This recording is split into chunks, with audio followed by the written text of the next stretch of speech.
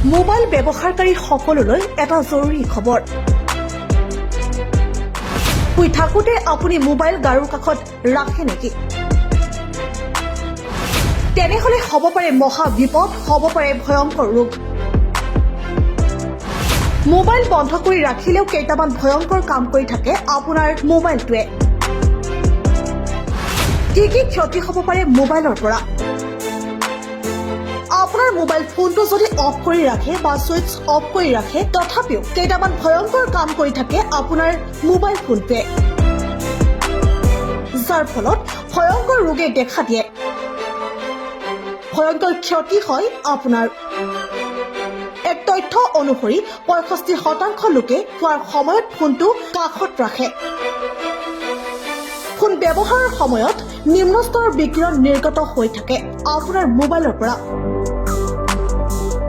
আনকি মোবাইলটো অফ কৰি থলেও নিৰ্গত হৈ থাকে এই ৰেডিয়েশ্যন, যি ৰেডিয়েশ্যনে শৰীৰক অতিকৈ ক্ষতি কৰে। আৰু এই ৰেডিয়েশ্যনে আপোনাৰ বাবে হ'ব পাৰে অতি ভয়াৱহ। ৰেডিয়েশ্যন হৈছে বৈদ্যুতিক বা চুম্বকৰ এক সংমিশ্ৰণ।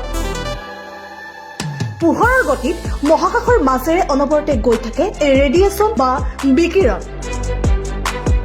এই ৰেডিয়েশ্যনৰ ফলত মস্তিষ্কৰ বিকৃতি ঘটিব পাৰে,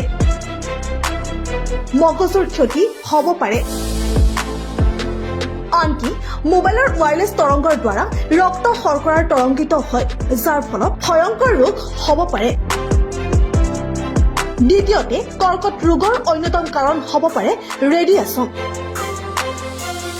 বৰ্তমান আমাৰ ভাৰতবৰ্ষত কৰ্কট ৰোগে ভয়াৱহ ৰূপত বৃদ্ধি পাব ধৰিছে।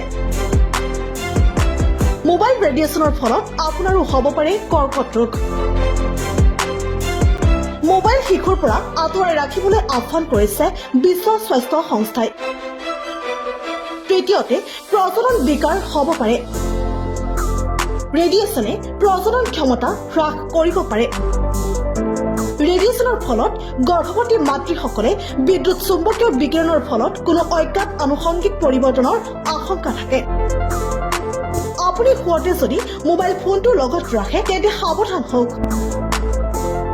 আপোনাৰ ফোনটো দূৰত ৰাখক 10 মিটাৰ মানকৈ। মোবাইল কেতিয়াও লগত নাৰাখিব, নহলে বহু ধৰণৰ বেমাৰ আজাৰে দেখা দিব পাৰে। এক সমীক্ষাত প্ৰকাশ পাইছে এই ভয়ংকৰ তথ্য। সেইবাবে মোবাইল ফোনটো উপযোগিতা চাইহে ব্যৱহাৰ কৰক।